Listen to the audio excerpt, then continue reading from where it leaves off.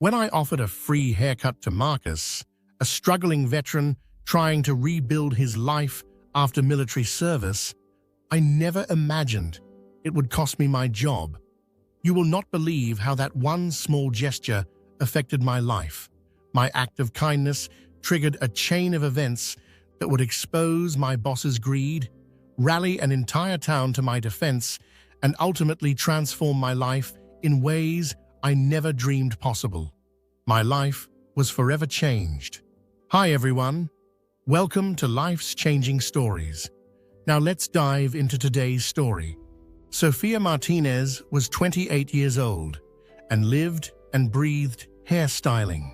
Every morning, she'd wake up in her small apartment above the corner market in Riverside Falls, a town where everyone knew everyone else's business, and head to work at Glamour Studio with excitement buzzing through her veins. Hair wasn't just her job, it was her calling, her art, her everything. It hadn't always been easy. When Sophia was 19, her parents had kicked her out of their house for refusing to study accounting like they wanted.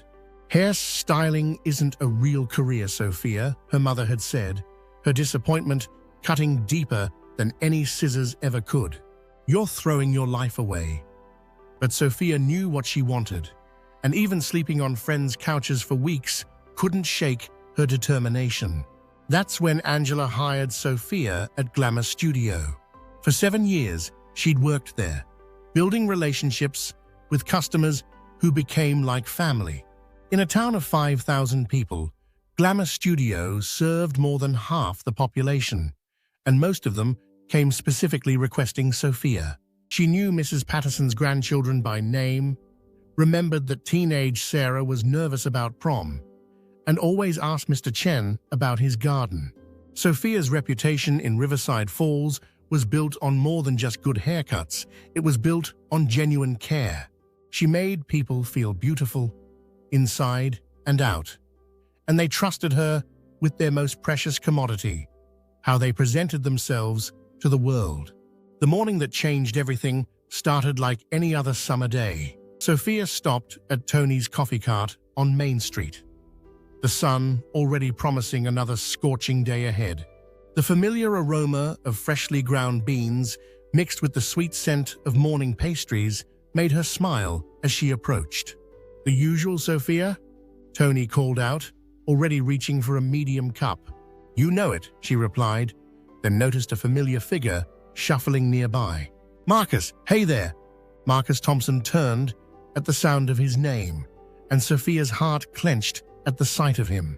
Once upon a time, he'd been the pride of Riverside Falls, a decorated Marine who'd served 3 tours overseas, the kind of man mothers pointed to when telling their sons about honor and service.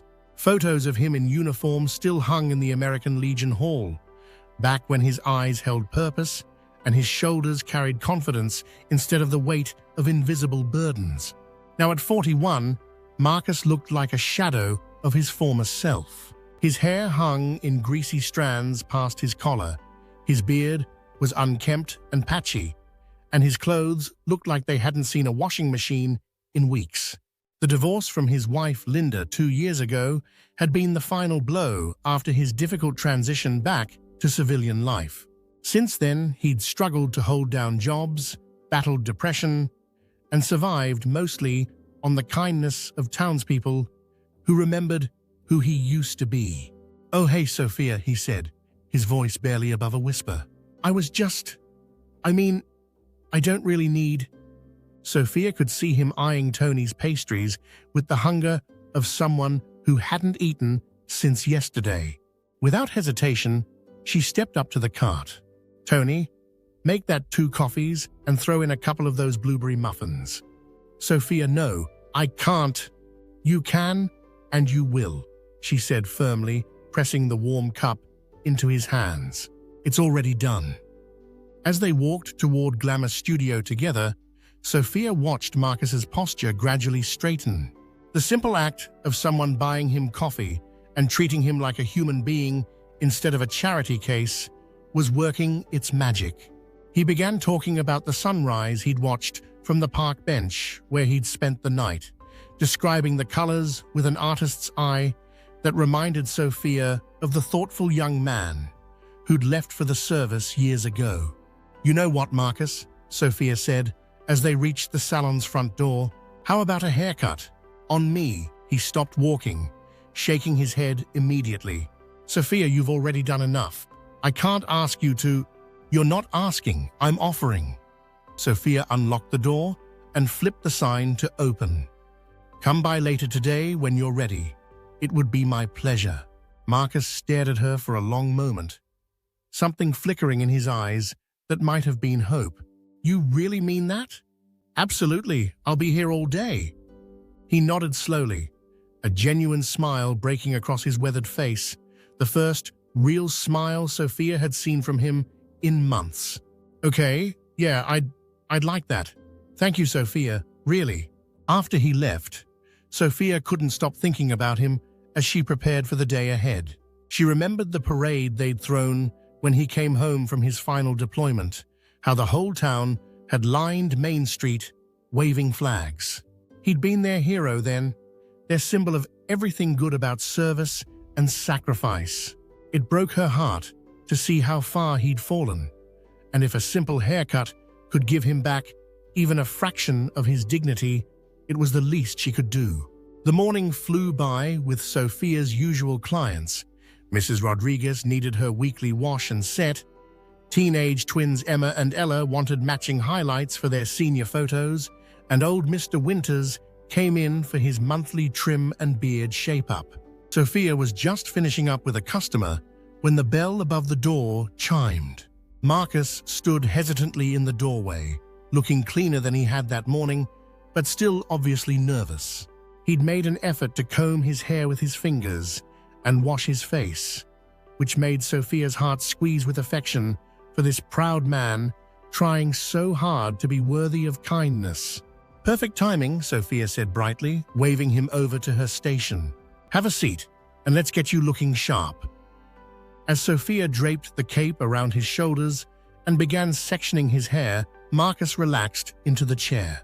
"I haven't had a professional haircut in, God, it must be 2 years." "Well, we're going to fix that today," Sophia said, running her hands through his hair to assess what they were working with. "How short do you want to go?" "However you think it should be. You're the expert." Sophia started with the scissors, carefully trimming away months of neglect. As she worked, Marcus began to open up, telling her about the job interview he had lined up for next week at the hardware store, how he'd been trying to get his life back on track. There was hope in his voice that Sophia hadn't heard in ages. About 10 minutes into the cut, Sophia heard the sharp click of heels on the salon's tile floor. Her stomach dropped as she saw Beverly Hartwell, the salon owner, striding toward them with her signature expression of barely contained displeasure. At 43, Beverly was all sharp angles and sharper business sense. She'd built Glamour Studio into the most successful salon in Riverside Falls, but everyone knew she cared more about profit margins than people. Beverly didn't say anything at first, just positioned herself in a nearby chair where she could watch every snip of Sophia's scissors. Sophia could feel the tension building as she continued working, carefully trimming Marcus's beard and cleaning up his neckline. When she finally finished and removed the cape, the transformation was remarkable. Marcus looked like himself again, the confident, handsome veteran who'd once been the town's golden boy. "Oh, wow," Marcus breathed, staring at himself in the mirror. "Sophia, I can't believe—" He turned to face her, tears actually forming in his eyes. "Thank you. I feel like myself again." "You look fantastic," Sophia said, meaning every word. "That interview is going to go great." As Marcus stood to leave, Beverly's voice cut through the moment like a blade. "That'll be $35. Marcus froze, his face immediately flushing with embarrassment. I thought—" "It's on me," Sophia said quickly, stepping between them. "I told you it was my treat." Beverly's laugh was cold as winter rain. "I'm sorry, what, Sophia? You know better than that." "Beverly, I'd like to pay for Marcus's haircut myself. You can take it out of my paycheck." "Absolutely not." Beverly stood up, her voice rising. "I didn't build this business by giving away free haircuts to people who can't afford to pay. This is a salon, not a charity." The insult hit Marcus like a physical blow. Sophia watched his shoulders slump, all the confidence she'd just restored evaporating in an instant. "Beverly, please," Sophia said, fighting to keep her voice level. "I invited him. This is my choice." "Your choice?" Beverly cut her off, her voice reaching a pitch that made other customers turn to stare. "Let me make this crystal clear, Sophia. Either he pays or you're fired. Right now." The salon fell dead silent. Marcus started reaching for his wallet with shaking hands. "I think I have. Maybe I can—" "Marcus, don't," Sophia said softly, placing a hand on his arm. "Just go. I'll meet you outside in a few minutes." He looked between Beverly and Sophia, understanding dawning in his eyes. "Sophia, I can't let you lose your job for—" "Go," Sophia repeated gently. "Please." Marcus left reluctantly, and Sophia could see curious townspeople gathering outside the windows as word began to spread. In a place like Riverside Falls, drama traveled faster than wildfire. Beverly was already at the register, her movements sharp with anger. "Well, are you going to apologize for this ridiculous display? Or should I start looking for your replacement?" Sophia looked at this woman who'd given her start, but had never understood that their business was about more than money. It was about making people feel valued, beautiful, worthy. She thought about Marcus, walking out that door with his dignity intact, even if her own was about to be shattered. "I'm not apologizing for showing kindness to a man who served our country," Sophia said quietly. Beverly's face twisted into a sneer. "Then clean out your station. You're done here." Outside, Sophia found Marcus surrounded by concerned townspeople. Mrs. Rodriguez was holding his hand. Mr. Chen was patting his shoulder, and at least a dozen others had gathered to hear his story. When he saw Sophia emerge from the salon, his face crumpled. "Sophia, I'm so sorry," he said, his voice breaking. "I never meant for you to lose your job. I should have just left when she asked for money." "Don't you dare apologize," Sophia said firmly. "You have nothing to be sorry for." "But she fired you because of me," Marcus protested. "Because you were kind to me." The crowd erupted in angry murmurs. Mrs. Rodriguez shook her head in disgust. Beverly Hartwell should be ashamed of herself, firing someone for showing basic human decency. "That woman's heart is made of stone," added Mr. Chen. "Always has been." As the story spread through the gathering crowd, Sophia could see the anger building. These people knew Marcus's story, knew his sacrifice, and they were outraged that kindness toward him had cost Sophia her livelihood. Within an hour, the news had reached Mayor Patricia Williams. Sophia was sitting on the bench outside the salon, still trying to process what had happened, when she saw the mayor's distinctive silver sedan pull up to the curb. Mayor Williams was a woman in her early 50s who'd earned everyone's respect through years of genuine community service. When she climbed out of the car with Marcus beside her, Sophia knew something significant was about to happen. "Sophia Martinez," the mayor called out, striding toward her with purpose. "Is it true that Beverly Hartwell fired you for giving this man a haircut?" Beverly must have seen the mayor arrive because she came rushing out of the salon, her business smile plastered across her face. "Mayor Williams, what a pleasant surprise. How can I help?" The mayor walked right past her, without acknowledgement, keeping her eyes fixed on Sophia. Behind her, Sophia could see Marcus, looking both nervous and determined. "Is it true?" Mayor Williams repeated. Sophia glanced at Beverly, who was frantically shaking her head and making slashing motions across her throat, clearly wanting her to lie. But she'd already sacrificed her job for the truth. She wasn't about to abandon it now. "Yes, ma'am, it's true," Sophia said clearly. "I offered Marcus a free haircut, and when Beverly demanded payment, I said I'd pay for it myself. She fired me rather than allow that. Mayor Williams nodded grimly, then reached into her briefcase and pulled out an official-looking certificate and a thick, white envelope.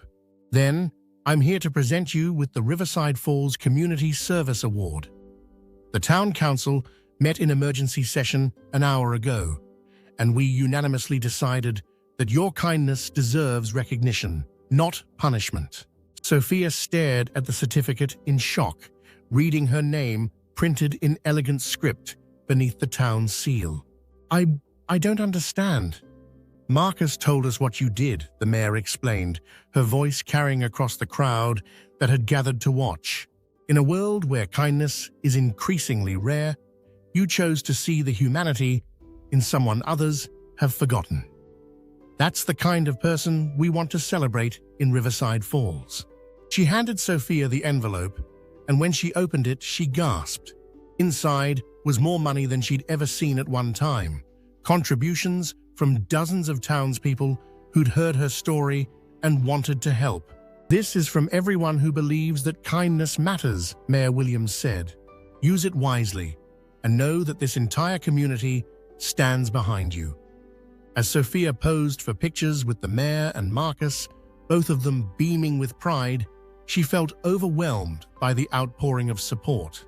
Beverly stood in the doorway of her salon, watching in stunned silence as her former employee was celebrated by the very community she'd always claimed to serve. 3 months later, Sophia used that money to open Martinez Hair Studio in the space that used to be the old bookstore on Main Street. The location was perfect, right in the heart of downtown, with huge windows that let in natural light and enough space for 4 styling stations. But the real magic happened when Sophia opened her doors for the first time. Every single customer from Glamour Studio came to her instead. Mrs. Rodriguez was her first client, insisting on being the one to christen the new chair. The Henderson sisters brought flowers. Mr. Chen commissioned a custom sign for the window. One by one, Beverly's customers became Sophia's, not just because they liked her work, but because they believed in what she stood for. Marcus was there that first day too, looking sharp in his new job uniform from the hardware store. The confidence from that haircut had carried him through his interview and into a new life. He'd even started dating Sarah from the library. Apparently, feeling good about himself had given him the courage to ask her out. "You saved my life that day," he told Sophia as she trimmed his hair in her own salon. "Not just the haircut, but the way you stood up for me. The way you showed me I was still worth something." "You were always worth something, Marcus," Sophia replied, putting the finishing touches on his cut. "I just helped you remember." Within 6 months, business was so good, Sophia had to hire 2 additional stylists. Within a year, she opened a second location across town. Beverly, meanwhile, was forced to close Glamour Studio when her customer base dwindled to almost nothing.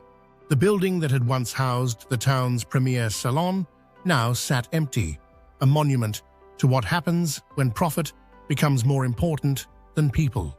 Sophia heard through the grapevine that Beverly had moved to the city, hopefully learning that success without heart is just a hollow victory. She didn't wish Beverly ill. She hoped the woman would find a way to rediscover the humanity she'd lost somewhere along the way. As Sophia stood in her thriving salon each morning, watching her stylists work with clients who'd become friends, she understood something profound about the nature of true success. Money could buy equipment and rent space, but it couldn't purchase the loyalty that came from genuine care. It couldn't create the word-of-mouth advertising that came from making people feel valued. And it certainly couldn't replicate the satisfaction that came from building a business on a foundation of kindness. The certificate from Mayor Williams hung on the wall next to Sophia's cosmetology license, but the real reward was much simpler. Marcus stopped by every few weeks for a trim, always looking healthy and confident. Sarah from the library had become Sarah Thompson, after their wedding last spring. They'd invited Sophia to do hair for the entire wedding party, and as she watched Marcus dance with his new wife, both of them glowing with happiness, she knew she'd made the right choice that day. Sometimes the most expensive thing you can do is the right thing. But as Sophia learned that summer day, when she chose kindness over her paycheck, the most expensive thing you can do is compromise your values for money. The true currency of life isn't found in cash registers or bank accounts. It's found in the connections we make, the kindness we show, and the courage we find to stand up for what's right, even when it costs us everything we think we have. In the end, losing that job at Glamour Studio was the best thing that ever happened to Sophia. It taught her that when you lead with your heart, the universe has a way of rewarding you beyond your wildest dreams. And sometimes, all it takes is offering someone a haircut to discover that the most beautiful transformations happen not just in the mirror, but in the human spirit itself. We hope you enjoyed today's story of love, life, and betrayal. For more free stories and entertainment from our channel, please hit the like button and don't forget to subscribe with notifications.